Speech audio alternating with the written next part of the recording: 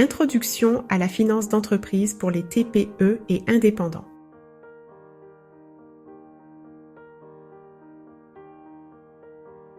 Salut et bienvenue dans ce module essentiel pour la santé et la croissance de votre activité.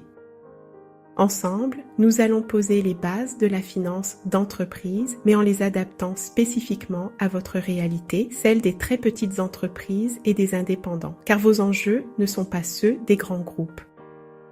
Soyez rassurés, l'objectif n'est pas de faire de vous un expert comptable ou un expert en finance d'entreprise. Il s'agit de vous donner les clés pour mieux comprendre ce qui se joue financièrement dans votre entreprise. Le but est de transformer l'incertitude en confiance pour que vous puissiez prendre des décisions plus sereines et plus éclairées en pleine maîtrise de vos chiffres. Alors, qu'est-ce que la finance d'entreprise concrètement ? C'est avant tout une lecture financière de vos décisions de dirigeants. C'est un outil qui traduit vos actions en chiffres, vous offrant une vision claire de leur impact. Chaque jour, vous prenez des dizaines de décisions, souvent à l'instinct. Cela peut être, par exemple, fixer un prix, accepter une mission, investir dans du matériel, embaucher un collaborateur, vous rémunérer ou encore solliciter un prêt bancaire. Toutes ces actions ont des conséquences directes et mesurables. La finance d'entreprise vous aide à répondre à une question simple mais fondamentale. Est-ce que ces décisions renforcent ou fragilisent la structure financière de mon entreprise ? Elle vous permet de piloter votre activité non plus à vue, mais avec une véritable stratégie pour construire une croissance durable et rentable. La finance d'entreprise comprend plusieurs piliers. Le premier pilier concerne les prix et la stratégie commerciale. Vos prix ne servent pas seulement à vendre. Ils doivent aussi couvrir vos charges, financer votre activité, vous permettre de vous rémunérer et soutenir la croissance de l'entreprise. Si les prix sont mal posés, même une activité intense peut rester fragile. Travailler beaucoup ne suffit donc pas pour garantir la solidité financière. Vous devez aussi considérer vos prix et votre stratégie commerciale.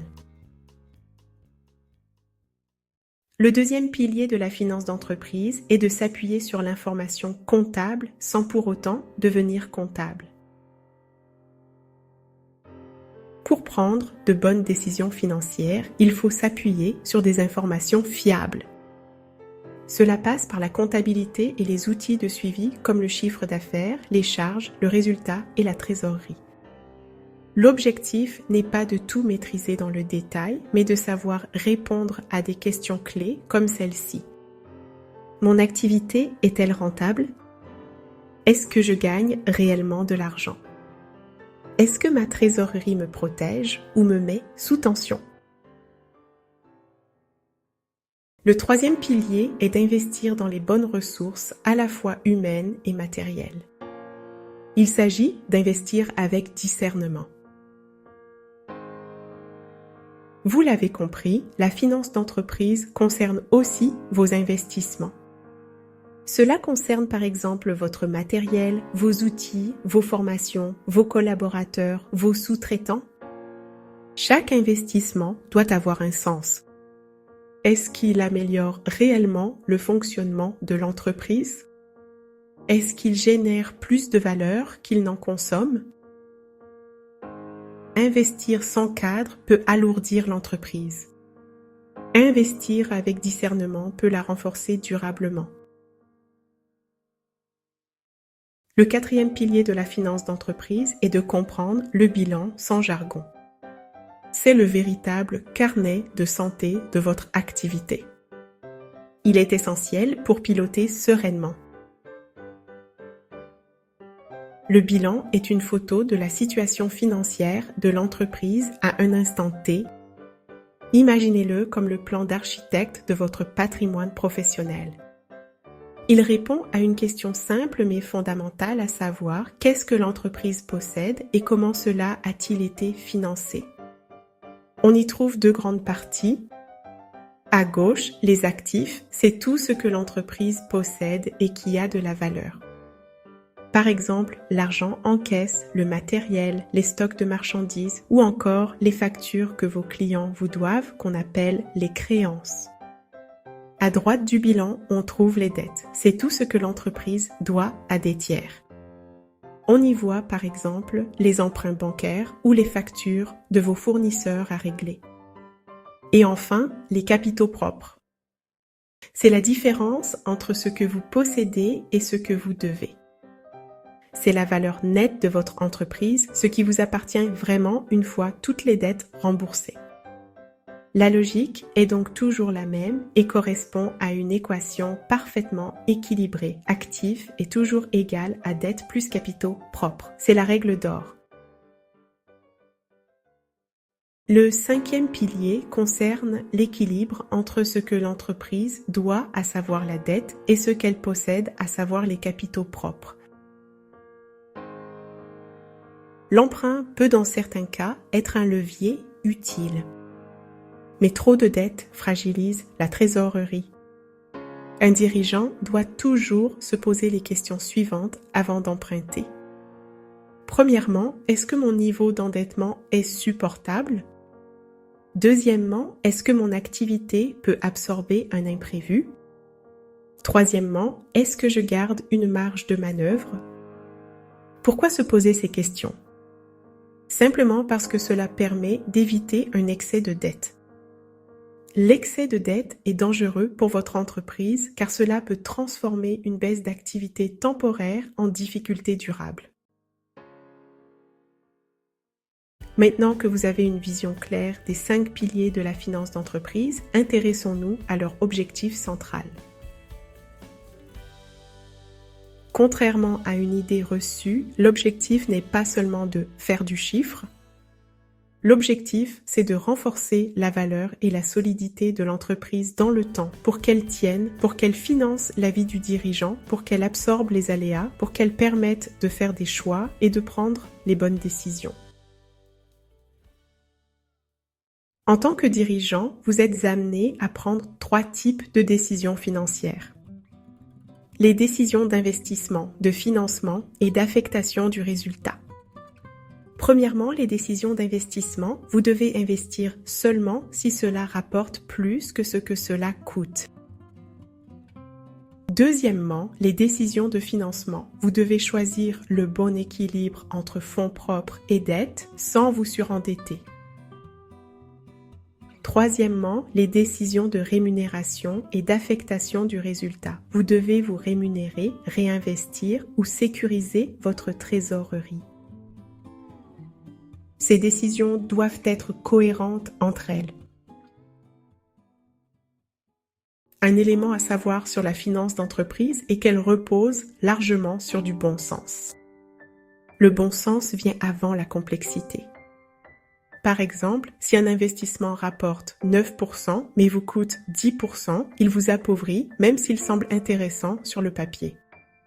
Avant d'agir, il faut toujours comparer ce que cela rapporte, ce que cela coûte et ce que cela met en risque. La finance d'entreprise permet de s'adapter au cycle de vie de l'entreprise. Une entreprise ne prend pas les mêmes décisions selon si elle est au démarrage, en phase de croissance ou en phase de maturité. Au début, les investissements sont souvent lourds. Plus tard, la question devient que faire de l'argent disponible. Faut-il réinvestir, sécuriser, se rémunérer davantage? Il n'y a pas de bonne réponse universelle. Il y a une réponse adaptée à votre situation. Enfin, vous devez savoir que la finance est universelle et s'adapte à chaque réalité. Qu'est-ce que cela signifie? Cela veut simplement dire que peu importe la taille de votre entreprise, que vous soyez une TPE, une PME ou une grande entreprise, les principes de base de la finance d'entreprise ne changent pas. Ce qui change, ce sont les moyens, l'accès au financement et le niveau de risque. Mais les fondamentaux restent les mêmes et ces fondamentaux sont les suivants. Investir avec discernement, financer avec équilibre, décider avec clarté en s'appuyant sur les chiffres. Pour conclure, retenons une chose essentielle. La finance d'entreprise n'est pas une discipline lointaine réservée aux grands groupes. C'est un outil du quotidien qui concerne chaque dirigeant, chaque indépendant. Pour une petite structure, chaque décision financière a un impact direct et immédiat. C'est ce qui permet de naviguer avec agilité, de saisir les opportunités et de construire une croissance durable, sereinement. Chez Ma Finance Pro, notre objectif est simple et direct. Vous aider à comprendre avant d'agir, à sortir définitivement du pilotage à l'aveugle et à reprendre le contrôle financier de votre entreprise. Tout cela sans jargon complexe et sans pression inutile, car la clarté financière n'est pas une performance à atteindre. C'est un véritable soutien stratégique pour mieux diriger au quotidien, pour prendre des décisions éclairées et pour assurer la pérennité de votre entreprise. Comprendre les bases de la finance d'entreprise, comme nous l'avons vu, est une première étape essentielle. Mais dans le quotidien intense d'une TPE, comprendre ne suffit pas toujours pour passer à l'action. Ce qui fait réellement la différence, c'est de savoir précisément quoi regarder, dans quel ordre et surtout comment transformer cette nouvelle compréhension en décisions concrètes, parfaitement adaptées à votre réalité de terrain. C'est précisément pour franchir ce cap que le pack Ma Finance Pro, par où commencer pour reprendre le contrôle financier de votre entreprise, a été conçu. Ce pack ne vous demande pas d'en faire plus, mais de faire mieux avec moins d'efforts. Il vous aide à mettre de la clarté là où il y a du flou, à poser des repères simples et fiables et à structurer votre pilotage financier pas à pas à votre propre rythme. Il s'adresse spécifiquement aux dirigeants et indépendants qui, premièrement, travaillent beaucoup mais manquent de visibilité sur leur rentabilité et leur trésorerie. Deuxièmement, veulent comprendre leurs chiffres clés sans se noyer dans le jargon comptable. Et troisièmement, qui souhaitent décider avec plus de sérénité et de confiance et ne plus jamais piloter à l'aveugle. Si cette vidéo vous a parlé, si vous vous êtes reconnu dans ces situations, alors le pack Ma Finance Pro est la suite logique. C'est un point d'appui concret pour passer de la compréhension à l'action. La prochaine étape est simple, cliquez sur le lien dans la description pour découvrir en détail le contenu du pack, les outils concrets qu'il contient et comment il peut, dès aujourd'hui, commencer à transformer votre gestion. N'attendez plus pour retrouver la maîtrise et la sérénité. Toutes les informations sont disponibles juste en dessous. Pour terminer, voici une checklist express pour agir dès aujourd'hui. Premièrement, vérifiez vos prix et vos marges. Deuxièmement, suivez votre trésorerie et vos charges chaque semaine. Et troisièmement, choisissez un investissement utile et mesurable.